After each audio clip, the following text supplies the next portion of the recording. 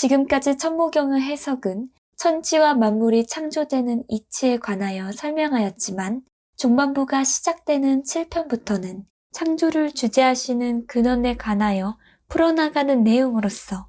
지난 편에서는 태초의 유일한 근원이실 수밖에 없는 절대자 하느님의 견지로부터 출발하여 문자를 해석하였습니다. 일반적으로 사람들은 천부경의 해석을 인간적 관점에서만 바라보고 해석하지만 천지를 창조하시는 하느님 절대적 권능에 대한 이해를 바탕으로 천부경을 해석할 수 있어야 세상의 근본적 이치들이 비로소 보이기 시작한다고 할 수 있습니다. 사람들은 대부분 스스로의 근원이신 하느님의 절대 권능을 쉽게 배제하여 모든 것을 사고하는 까닭에 창조의 근본적 숨은 원리들을 참기 힘들 뿐더러 스스로가 자연으로부터 기본적 법칙을 발견하고 응용하면 마치 자신이 법칙을 창조한 듯이 착각하여 개인의 전유물로 여기고 심지어는 매우 어리석고 오만하게도 하느님의 영역에 도전하고자 합니다. 그러나 다른 만물과 마찬가지로 인간 역시 하느님 무의이화의 권능에 응하여 탄생하는 피조물일 뿐 태초 하느님 법칙이 존재하지 않으면 인간 자신의 존재가 성립할 수 없는 것이며 천차만별의 개별적 만물이 서로 유기적으로 공존할 수 있는 것은 모든 만물을 초월하는 하느님의 절대 권능이 존재되지 않고서는 가능하다고 할 수 없습니다.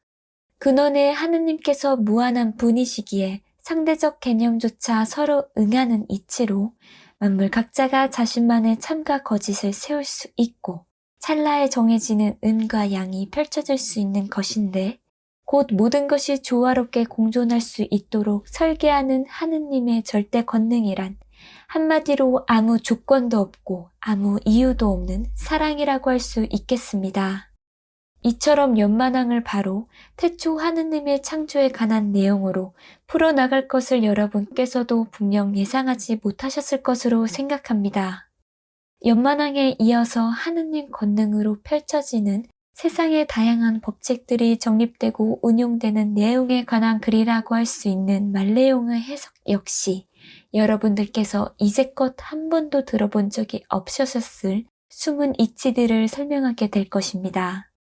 말레용의 해석은 기존의 해석보다 더욱 자세하게 풀이하고자 하며 이번 영상은 말레용에서 문자만을 중심으로 설명하도록 하겠습니다.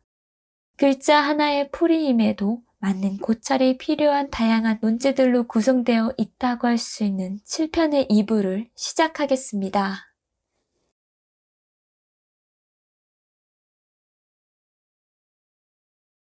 하느님께서 빛과 말씀으로 개천하시어 영원하고 무한한 하느님 절대권능의 축복으로 다가가신다는 천지창조에 관한 글이 이전 영상에서 풀이한 연만왕으로서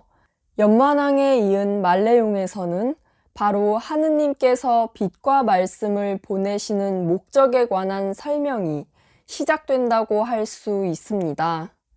이번 영상에서 풀이하게 될 말레용은 연만왕과 마찬가지로 1만만이 쓰인 공통점을 발견할 수 있는 글입니다.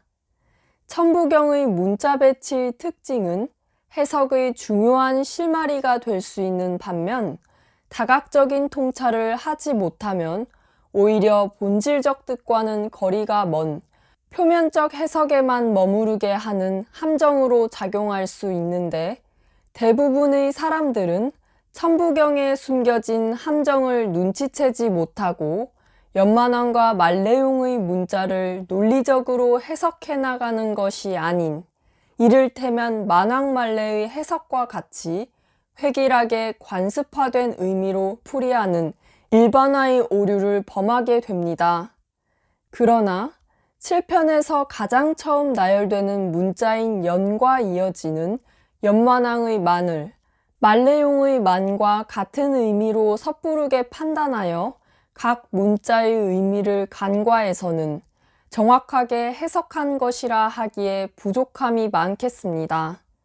바로 전의 영상에서도 증명하였듯이 종반부의 가장 처음을 설명하는 연만왕의 연은 하느님 개천의 빛과 음을 뜻하는 문자라 할 수 있는데,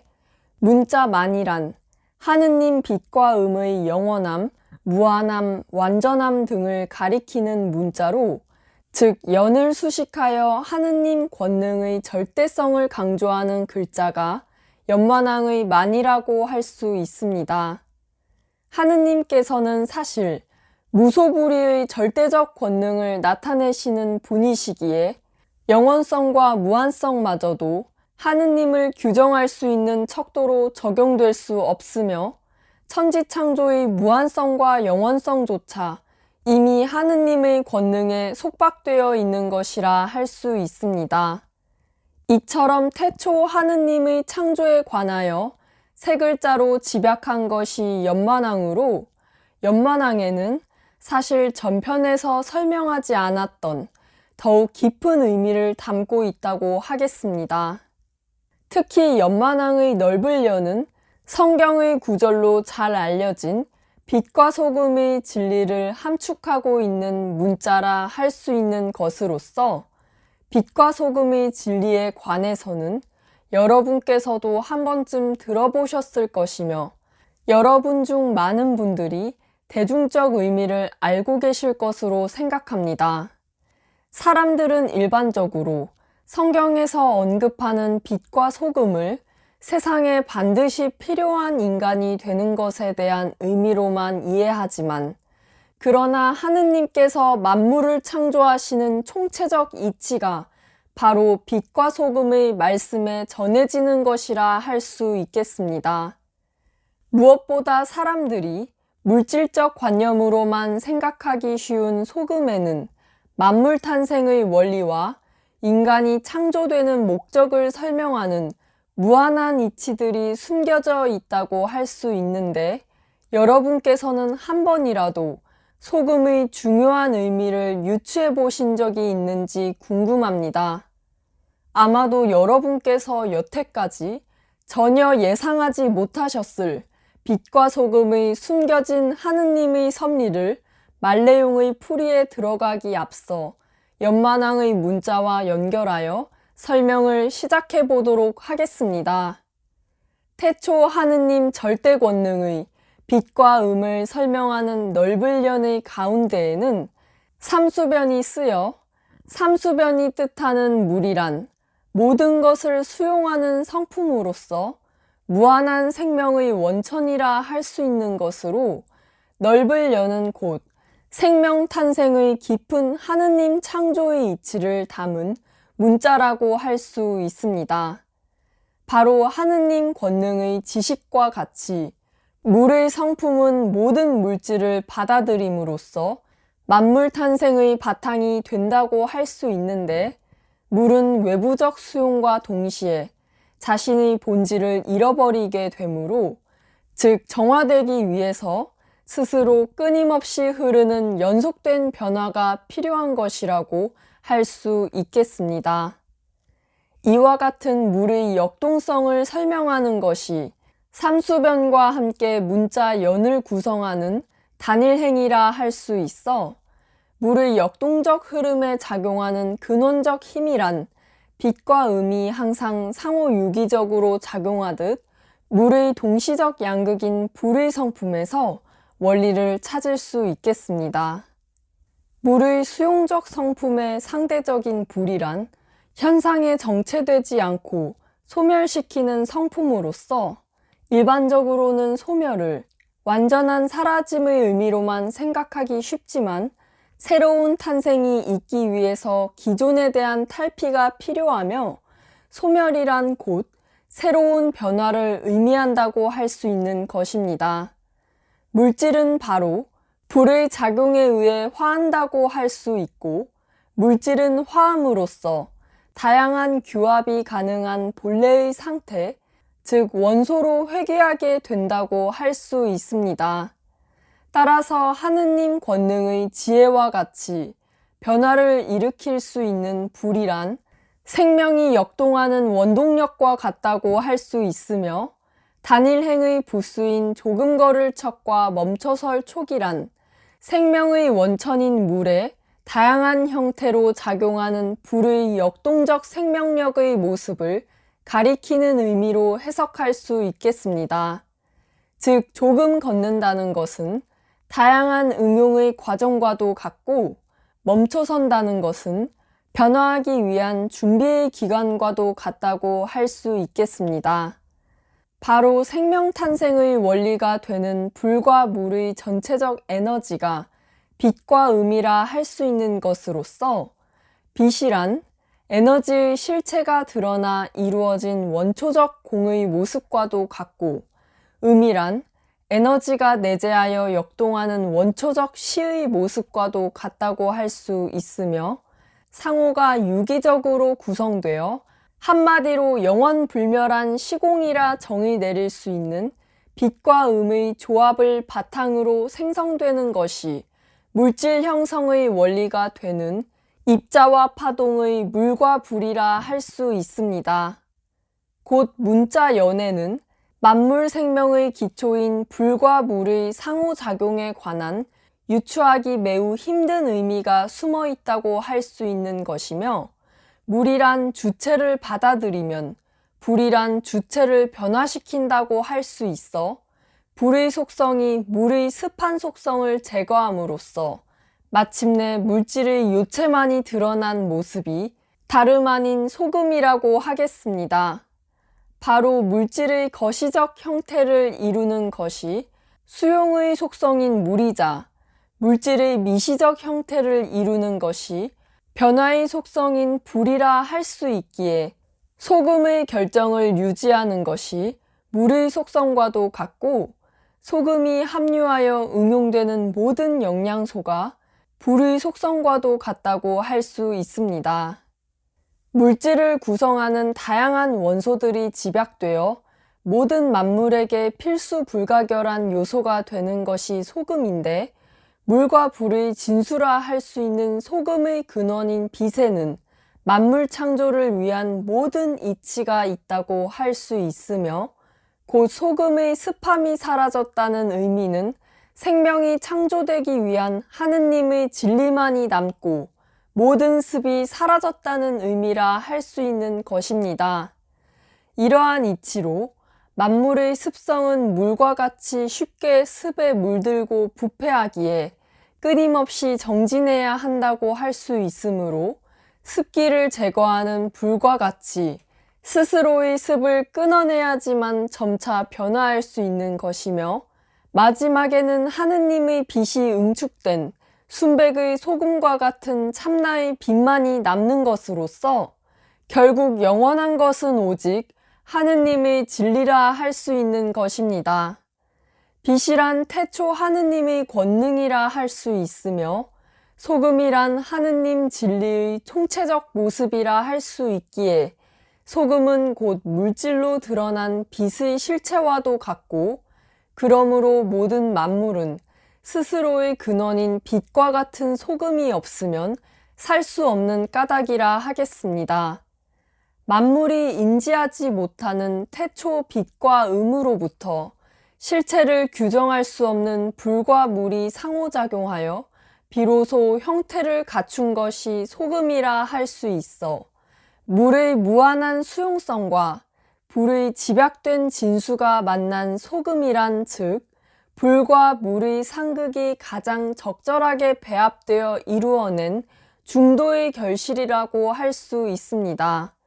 소금이 생성되기까지 적합한 태양과 적절한 물의 조건이 갖추어져야 하는데,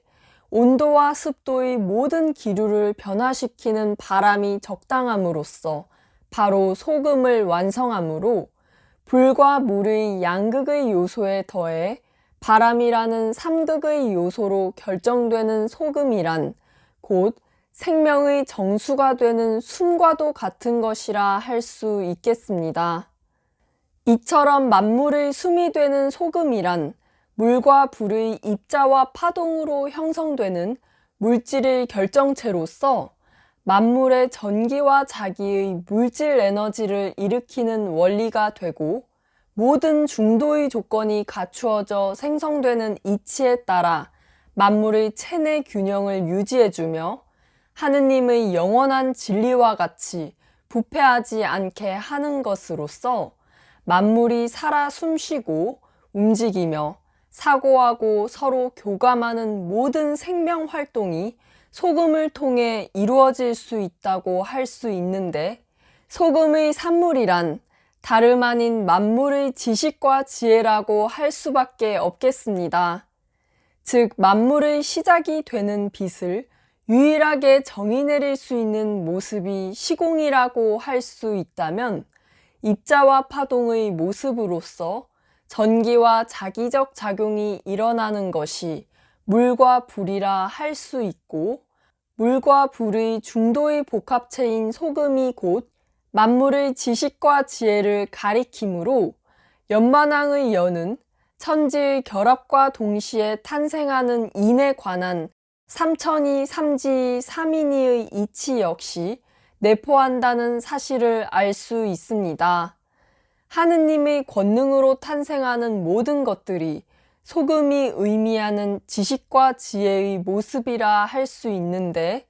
만물의 지식과 지혜 가운데에서도 인간만이 유일하게 하느님의 빛처럼 다양한 만물을 조화롭게 응용할 수 있으며, 조화로운 응용 가운데 새로운 창작을 할 수 있고, 하느님의 의무로 복합적 사고를 하며 말로 표현하고 문자의 실체로 드러낼 수 있는 것으로서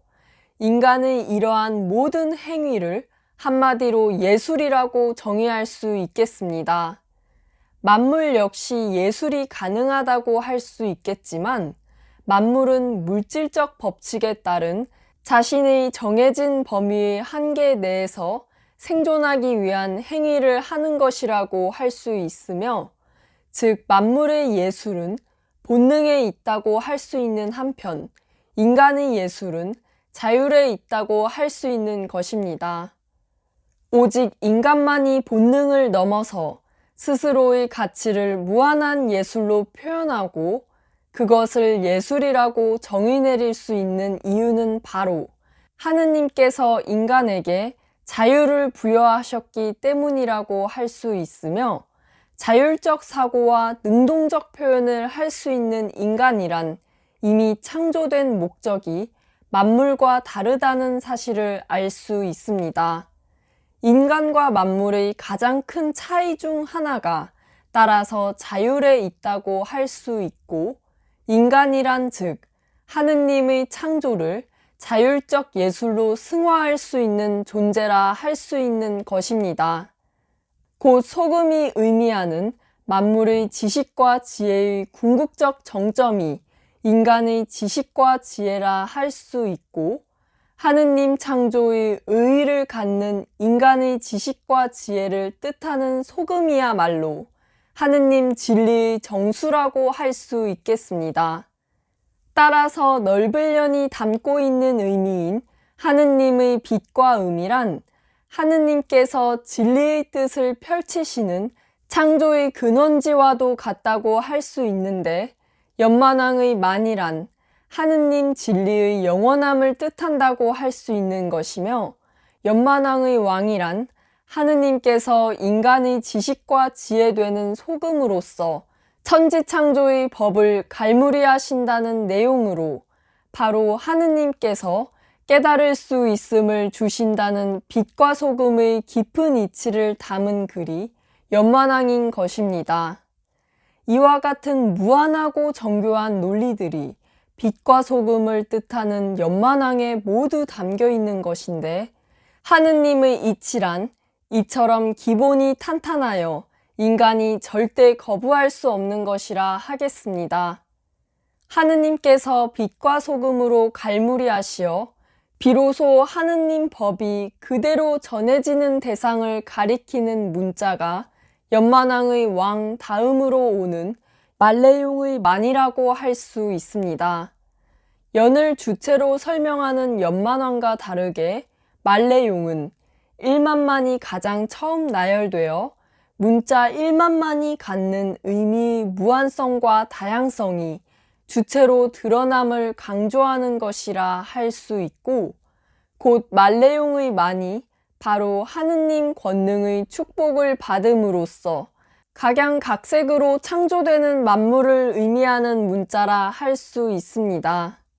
그러나 말레용에서의 1만만을 단순히 만물을 뜻하는 문자로서만 바라볼 것이 아니라 연만왕에 담긴 빛과 소금의 의미와 연결하여 만물이 탄생하는 근본적 법칙 역시 함축하고 있음을 유추할 수 있어야 하겠습니다.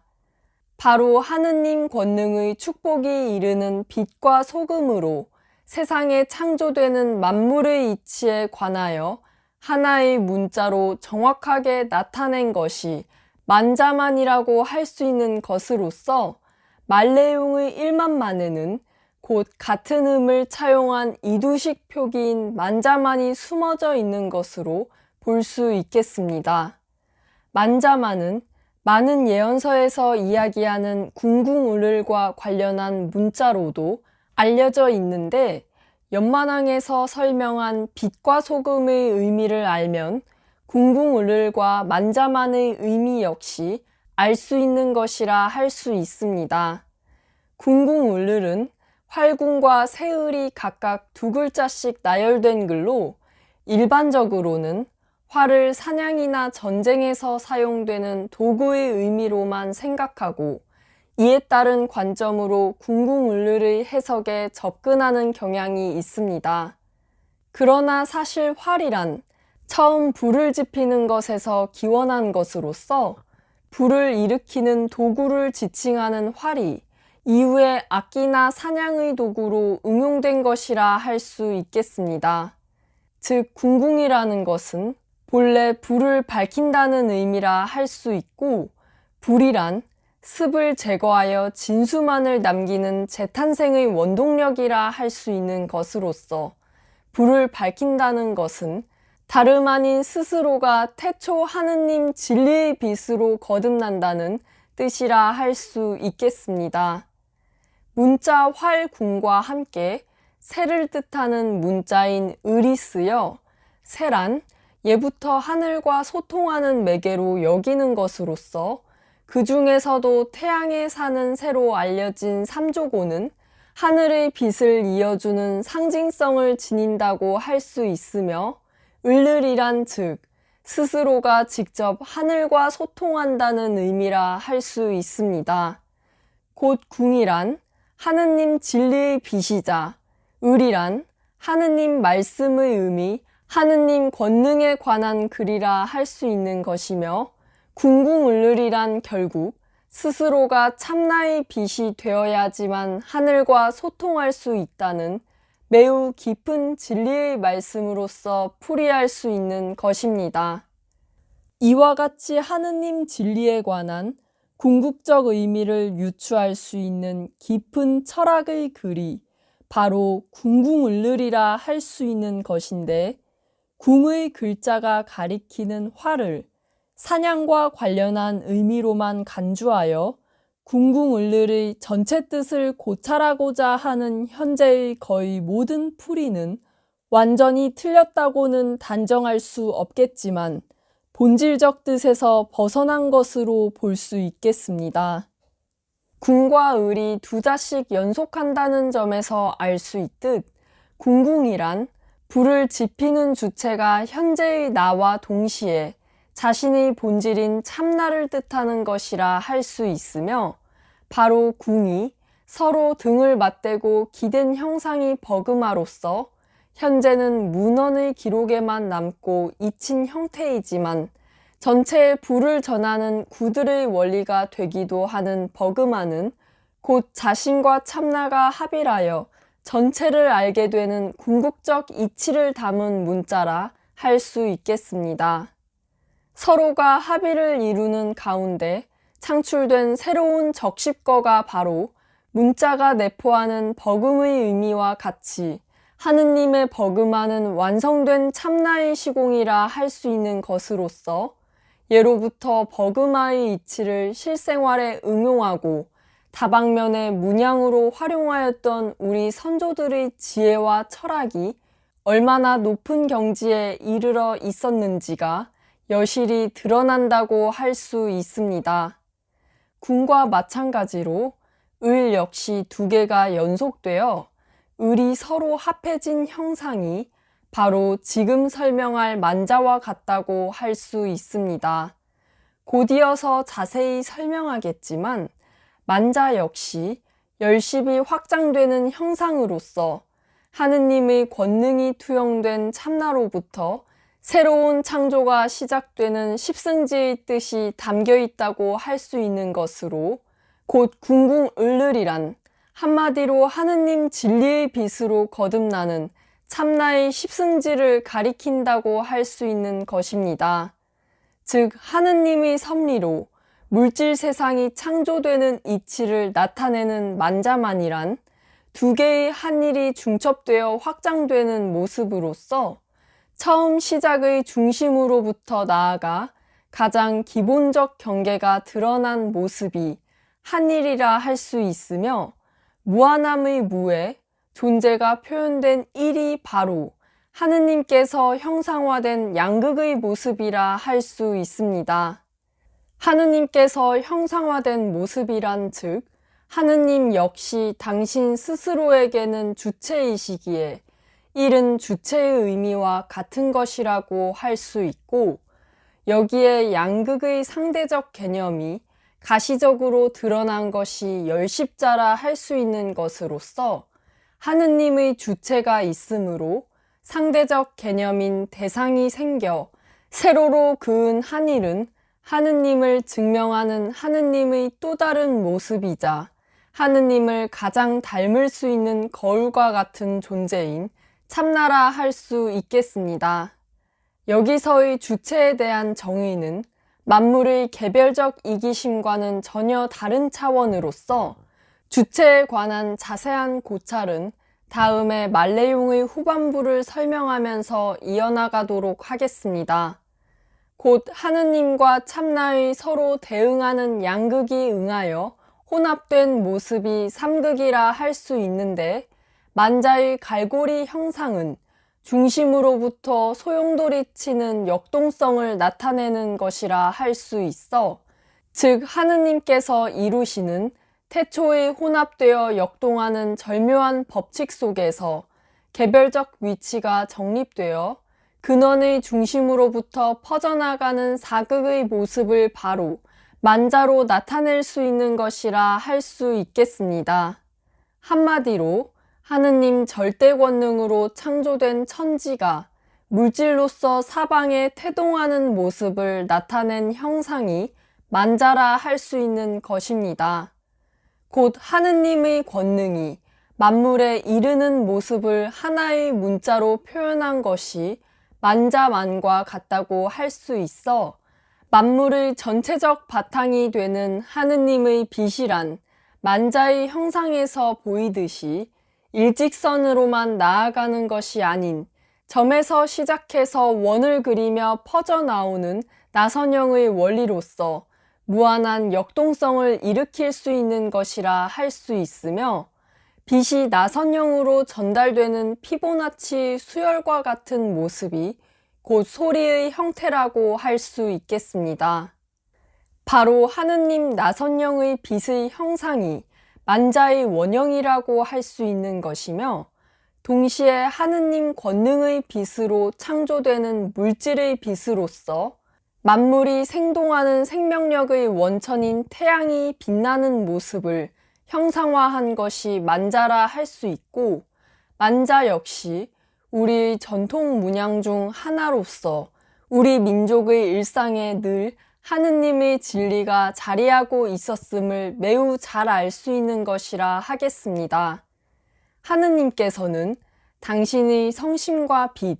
음의 응함의 이치라 할 수 있는 삼극을 참나에 투영하시어 참나로부터 인간과 인간에게서 비롯되는 만물은 만자가 사방으로 뻗어나가는 모양과 같이 규칙과 불규칙 속 균형 법칙으로서 탄생의 전체적 이치라 할 수 있는 삼극을 통한 변칙적 법칙이라 할 수 있는 사극으로 화하는 원리로 다양한 경계를 구분지어 태어나므로 이것이 곧 수 3의 의미의 법칙이 기초가 되어 수 4의 의미의 법칙이 적용되는 운삼사의 이치라고 할 수 있겠습니다. 만물의 탄생이 시작되는 운삼사의 이치를 가장 잘 드러낸다고 할 수 있는 것이 바로 우리가 잘 알고 있는 건곤감리의 사괴라 할 수 있는 것으로,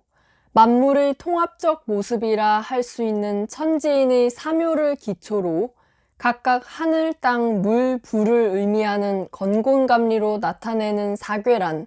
물질 만물이 응용되기 위한 가장 기본적 원리를 매우 잘 함축한 논리라 할 수 있습니다. 즉, 사괴 가운데 만물의 근간인 하늘은 양의 효로 이루어진 건과 같이 나타낼 수 있고,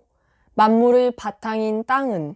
음의 효로 이루어진 곤으로 나타낼 수 있으며, 천과 지의 혼합으로 탄생하는 것이 물질로서 소수의 삼이 이루는 효를 천지의 음양이 대칭적인 균형으로 양분되는 모습으로 표현한다면 감과 리의 두 가지로 나타낼 수 있어 곧 물질의 양극인 물과 불이 된다고 할 수 있겠습니다. 결국 물질의 양극이 드러나기 위한 기본이 수 4의 의미의 법칙이라고 할 수 있고, 만물의 무한성과 다양성이 바로 수 4의 의미의 법칙에서 출발한다고 할 수 있는 것입니다. 따라서 말레용의 만물을 뜻하는 문자인 1만만을 다양한 만물이 시작되는 수 4의 의미의 법칙을 중심으로 설명할 수 있겠습니다. 수 4의 의미의 법칙이 적용되어 만물은 각각의 개별체로 화하므로, 화한다는 것은 생만이 있는 것이 아니라 동시에 기존의 것이 멸하는 변화의 의미로서 곧 자신의 특성을 제외한 나머지의 특성이 사라지는 것이 화의 의미라 할 수 있습니다. 즉, 만물이 하느님으로부터 창조되었지만 하느님의 일부분의 모습일 뿐 전체라 할 수 없는 이유인 것이며, 만물 자체가 획일적으로 규정되어 있지 않은 미래와도 같듯 하느님은 절대 규정할 수 있는 분이 아니신 것입니다. 하느님께서는 모든 만물의 본질에 자리하시면서도 또한 만물을 초월하여 한 분으로 계시듯, 하느님의 빛과 음인 참나는 마찬가지로 경계의 구분에 의존하지 않는다고 말할 수 있지만, 그러나 만물은 자신이라는 경계에 의존하여 자신의 부분적 속성과 부합하는 상대와 일시적으로 상호작용함으로써 찰나에 끊임없이 변화하는 생멸의 법칙을 피할 수 없게 됩니다. 각자 자신만의 개별성을 갖는 물질로 탄생하는 만물은 자신과 구분되는 상대와의 관계 속에서 자신이라는 생각, 상대라는 생각, 세속을 추구하고자 하는 생각, 생명이 지속될 것이라는 생각의 수 4의 의미의 법칙이 적용된 삿된 사상에 사로잡히게 된다고 할 수 있습니다. 삿된 사상이란 스스로가 자신에게 응하지 않고 있음을 모르는 무지, 상대에게 응하지 않는 분노, 자신의 사익을 위한 것에만 응하려는 탐욕, 자신이 응하고자 하는 것만이 옳다는 집착과 같이 만물의 무지, 분노, 탐욕, 집착의 불응에서 비롯된다고 할 수 있는 것이며, 이 모든 것을 가리켜 바로 물질적 허상자의 개별적 이기심이라 할 수 있습니다. 하느님과 참나는 곧 모든 것을 안다, 완전하다, 있다와 같은 응함의 긍정에서 출발하는 반면, 만물은 알지 못한다, 불완전하다, 없다와 같은 응함의 부정에서 출발한다고 할 수 있으며, 만물의 부정으로서 참나의 긍정이 증명될 수 있는 것이라 하겠습니다. 부정이 하느님의 진리가 될 수 없는 이유는, 부정에서 출발하는 것은 이미 모든 것이 존재하지 않는 완전한 소멸 외에는 성립하지 않기 때문이며, 하느님의 긍정이란 부정조차 포함하는 즉 하느님은 불완전까지 무의이와의 권능으로 나타내시는 분이시자 전지전능하심으로 불멸하신 분이신 이치입니다. 하느님의 순리로 창조된 피조물로서 만물 역시 응암의 부정 안에서도 그것이 찰나를 경계로 긍정과 부정의 양극을 동시에 갖는다고 할 수 있으며 하늘의 이치는 양극의 논리 역시 이분법적 관념을 넘어서 상호 복합적이고 유기적인 관점에서 바라보아야 한다는 사실을 알 수 있습니다. 응암의 경계를 알기 위해서는 다름 아닌 인간이라면 마땅히 가져야 하는 하느님에 대한 절대적인 사랑, 믿음, 신뢰, 감사가 바탕되어야 한다고 할 수 있습니다. 바로 하느님에 대한 사랑의 심성이 사라졌기 때문에 무지하며 하느님에 대한 믿음의 심성이 사라졌기 때문에 분노하며 하느님에 대한 신뢰의 심성이 사라졌기 때문에 집착하며 하느님에 대한 감사의 심성이 사라졌기 때문에 탐욕하는 것으로 바로 삿된 사상이 비롯되는 무지, 분노, 집착, 탐욕의 불응에 상대되는 것이 참된 사상이 바탕하는 사랑, 믿음, 신뢰, 감사의 감흥이라 할 수 있고 중도라는 것은 결국 절대자 하느님에 대한 인간의 사랑, 믿음, 신뢰, 감사의 감흥이 바탕되어 무의이화로 일어나는 것이라 하겠습니다. 사람들은 사랑, 믿음, 신뢰, 감사의 중요성을 너무나도 당연한 이야기로 여긴 나머지 간과하기 쉽지만 정작 자신 스스로가 사랑, 믿음, 신뢰, 감사를 초지일관하지 않고 있음을 알아야 할 것이며 사랑, 믿음, 신뢰, 감사는 도덕적 의미를 넘어서 바로 인의예지의 척도이자 깨달음의 기본이라는 사실을 유의해야 할 것입니다. 사랑, 믿음, 신뢰, 감사를 모르는 지금의 사람들이란 어질지 못하기에 분노하고 의롭지 못하기에 탐하며 예절을 모르기에 집착하고 지혜가 없기에 무지하다고 할 수 있어 여기서 설명하는 인의예지는 남에게 보이기 위한 가식적 규범을 뜻하는 것이 아닌 바로 무지, 분노, 탐욕, 집착의 물질적 습에 휩쓸리지 않는 스스로의 중도를 가리키는 것이라 하겠습니다. 즉 인이란 상대에게 베푸는 관용이나 관대함의 의미로만 생각하기 쉽지만 어질다는 것은 각각의 쓰임에 맞게 일방에 치우치지 않는 냉정함을 가리키는 것이라 하겠으며 의란 불의를 참지 못하는 정의로움이나 의리를 넘어선 의미라 할 수 있는 것으로 의롭다는 것이란 모든 만물의 생명의 소중함에 근본을 두는 것이라 할 수 있고 예란 상대에게 갖추는 예의 범절만을 뜻하는 것이 아닌 자기 자신을 다스릴 줄 알므로 인해서 행해지는 모든 것들이라 할 수 있으며 지란 인의 예를 바로 알아 스스로가 직접 인의예지를 실천하는 것이라 할 수 있습니다. 곧 중도라는 것은 참다운 자신이 세워지지 않고는 일어날 수 없는 것이라 할 수 있는데 허상적 물질자의 거짓된 습들을 끊어내는 이치의 인의예지야말로 인간에게 소금과 같은 것이라 할 수 있겠습니다.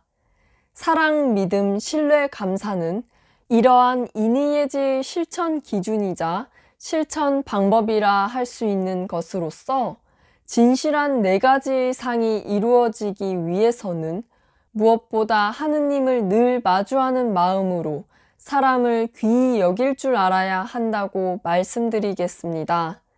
이처럼 인간에게 매우 중요한 뜻의 인의예지는 다음 편에서 참고할 3일 신고의 성명정과 연결되는 내용으로서 인의예지의 궁극적 정의에 대해서는 다음의 문자를 해석하면서 설명하도록 하겠습니다. 이처럼 찰나에 탐착하는 만물의 허상적 자아와 자성의 실체인 참나를 구분짓는 사상이 시작되는 수 4가 곧 만물의 중심수라고 할 수 있고 앞에서 일반적으로 통용되는 논리로서 설명하였지만 사실 변화무쌍한 만물의 고정수인 수 5를 중심으로 두는 오행의 이치와 같이 자연의 기본적 이치를 정리해 놓은 것이 주역이라 할 수 있는데, 주역의 점괘를 모든 사람의 인생에 대비하고 개인이 인간사를 바꾸는 용도로 활용하는 것은 허망한 것에 지나지 않는다는 사실을 알 수 있습니다. 수 5의 의미란 양극이 서로 응하면서 삼극과 교차하여 생기는 순환 원리 법칙으로서 하느님 절대 권능의 빛과 음에 의해 탄생되는 상대성 논리의 양극인 수 2의 의미의 법칙과 마찬가지로 정해질 수밖에 없는 하느님의 법이라 할 수 있겠습니다. 하느님의 빛과 음을 바탕으로 만들어지는 것이 만물의 색성향 미촉이라 할 수 있는데, 가장 기본적으로 만물 개체의 색과 성이 규정되어야 대상에 의해 받아들여질 수 있는 향미촉이 규정된다고 할 수 있는 것으로, 색과 성의 양극이 응하면서 교차하는 삼극이 향미촉이라 할 수 있고,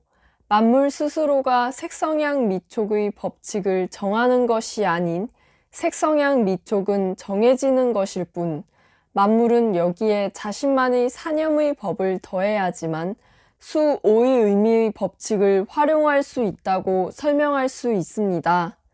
만물 개별의 사상이 일어나지 않았는데 만물의 사념에 의해 운용될 수 있는 오행이 먼저 도출될 수 있는 것이 아니며, 수 5의 의미의 법칙은 자체로 운용되는 법칙이 아닌 하느님의 빛과 음으로 나타나는 색수상 행식의 하느님 법을 근간으로 만물의 전체적 운용인 육경의 토대가 되는 법칙이라 할 수 있습니다. 즉, 주역이나 사주에서 말하는 오행의 의미의 수 5는 사실 천지의 자연순행 원리에는 통용될 수 있다 하더라도 자연의 순환 현상조차 수많은 변칙적 요소가 작용하는데, 더욱이 생물이나 특히 인간에 대한 전체적 중심 이치를 포괄할 수 있는 수라 하기에는 분명 무리가 있을 수밖에 없겠습니다. 수 5를 만물의 중심수로 두는 것은 마치 물질 만물이 자신의 생사조차 마음대로 하지 못함에도 불구하고 스스로를 존재가 불변하는 자성의 실체라고 여기는 것과 같다고 할 수 있으며, 이러한 삿된 논리를 이용해 인간 각자가 가지는 사주팔자로 미래를 점치고 미래를 확답하며 누군가의 삶을 바꾸고자 하는 것은 지극히 위험한 발상이자 실로 개탄을 금치 못하는 그릇된 행위이며 하늘에 역천하는 행위라 하겠습니다.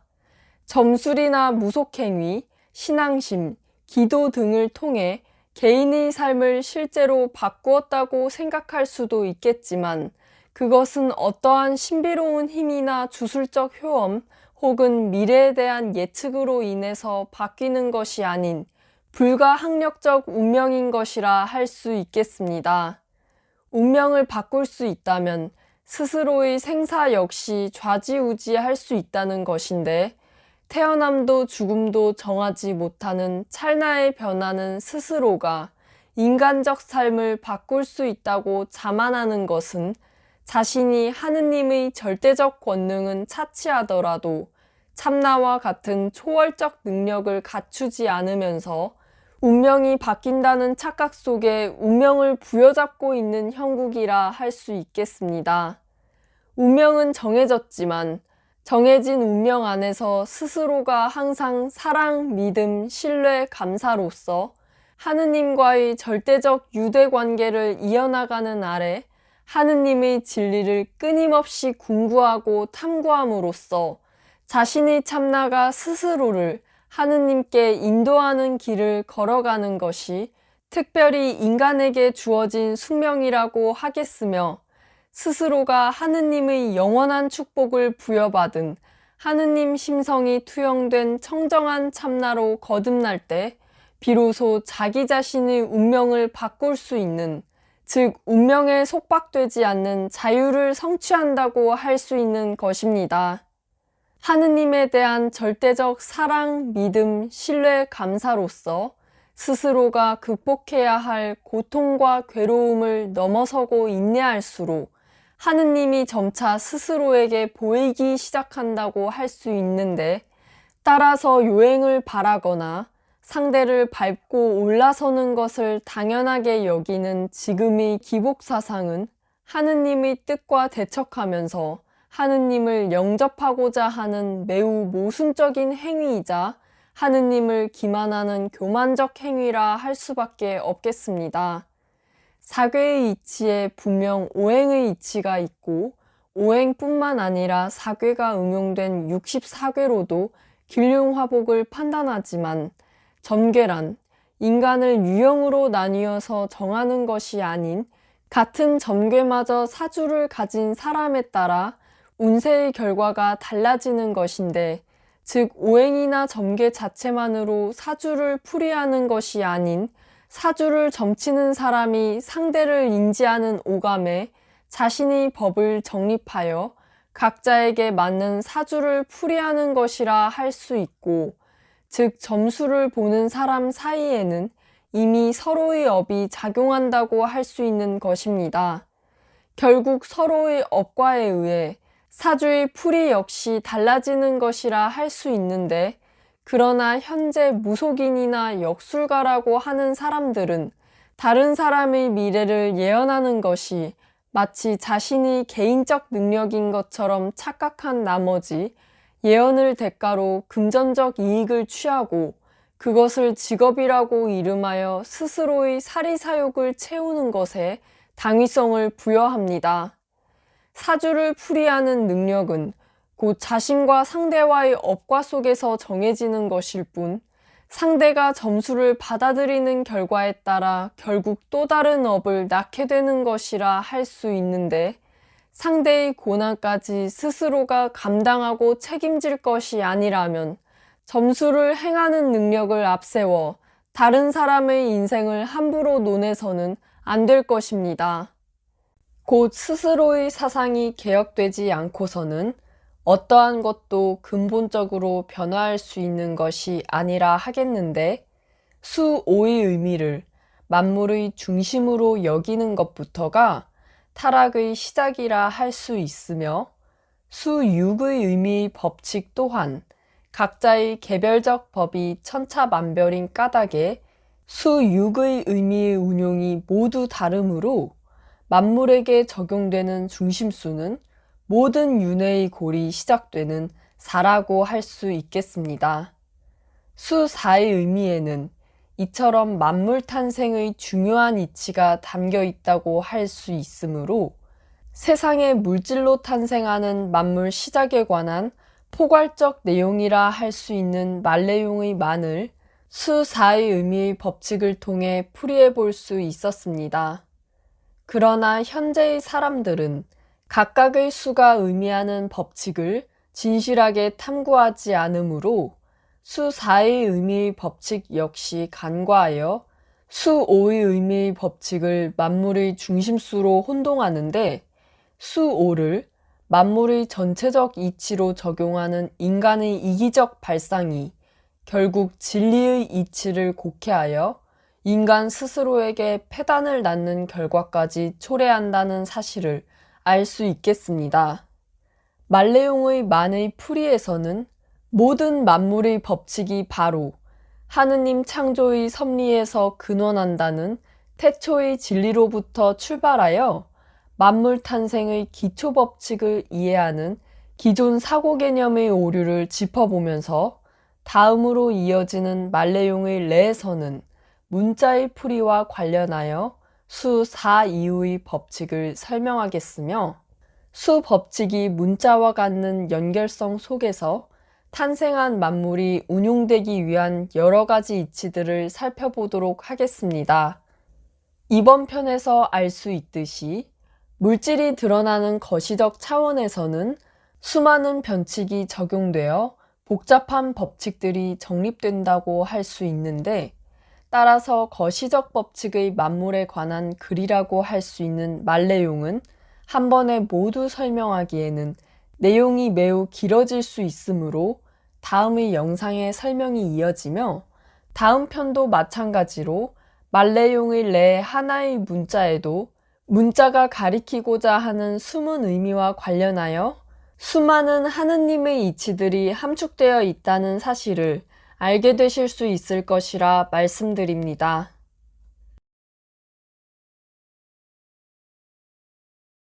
이번 편에서는 천부경의 해석과 더불어서 사람들이 많이 알고 있지만 정작 깊이 이해하지 못하였던 진리의 말씀들에 대하여 통찰해 볼 수 있었습니다.